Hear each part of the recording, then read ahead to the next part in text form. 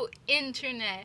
So today I've decided to do the rapid fire book tag. I have seen a novel idea do it, and I've seen Catherine Reed's do it, and I'll link them both down below, and they've inspired me to do this. I thought it would be a really good way for you guys to get a better grasp on how I judge books and what I decide is a good book versus a bad book, and just learn more about me and my book preferences, because who wouldn't want to know these things?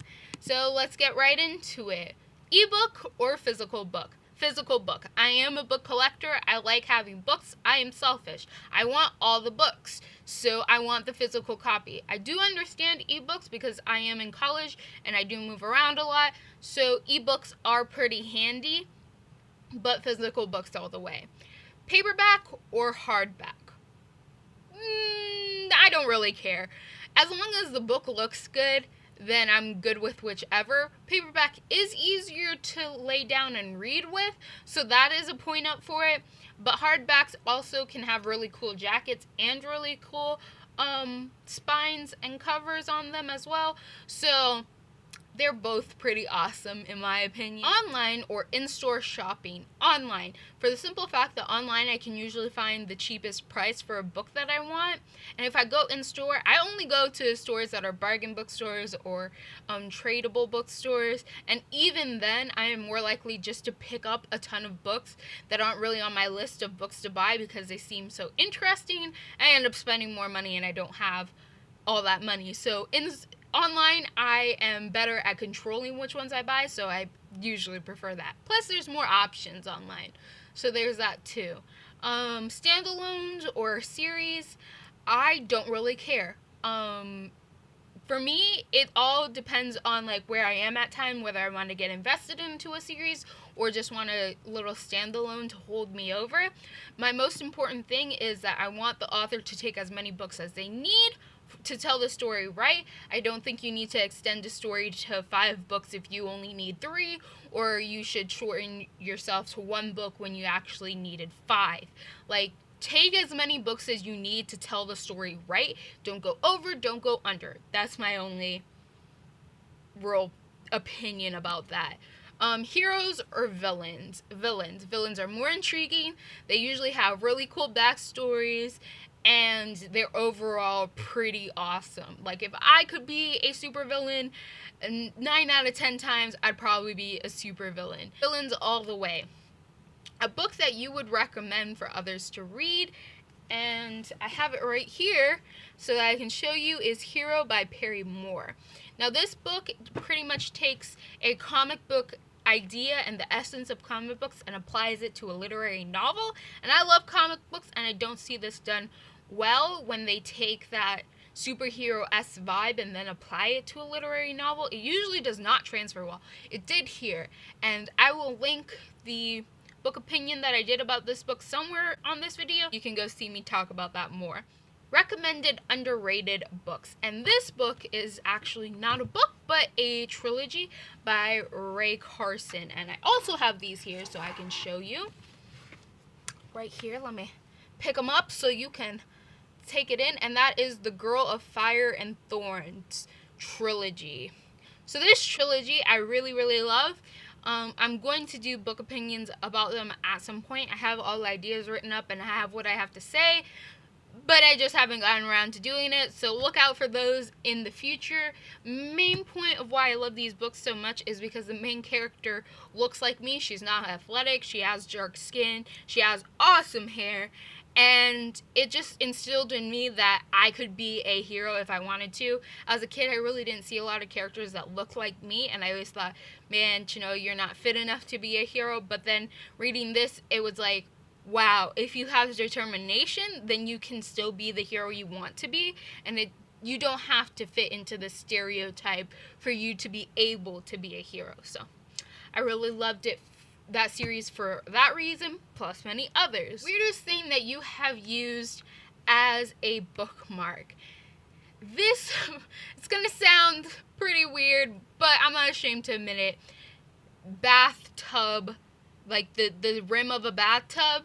I used to take books with me when I lived at home into the bathroom with me, and the bathtub's right there, so I would put it over there and hang it on the side to save my spot when I needed to. Used books, yes or no, and that's yes. I just go for the cheapest option. I want my used books to look good, but I don't mind used books. I mean, I go to a tradable bookstore all the time, so there's bound to be some used books, and that's it. So 3 favorite genres, that would be high fantasy, sci-fi, and modern fantasy or urban fantasy. Borrow or buy. Buy simply because, again, I'm selfish and I want to own all the books, and when I borrow I have to give it back, so I want to keep it if it's a really good book. Characters or plot. This one I'm going to have to go characters. Plots can have gaping holes in them and I can still be satisfied, but if the characters are stupid and I don't like the characters, I will hate the book. It doesn't matter how awesome the plot was, what everything is going on. If the characters are dumb or I hate them, I hate the book. Like, I just can't stand being around people that I think are stupid, so I can't read a book if I don't like the characters. Long or short books. Now this one, you're just going to have to go with me here. For me, a long book is 1,000 pages. An average book is like 700 pages, and a short book is 300 pages. So I like an average book, which would be 700 pages, and or even to 1,000. I really don't care. I do prefer longer books because I am a fast reader. So those usually take a little more time, like a day or so, versus just a couple of hours. Short books, I also like, in the end, I guess the whole thing rounds to the idea that I stated before. Just take as many pages as you need to tell me the story, and if you do it well, then I love you anyway.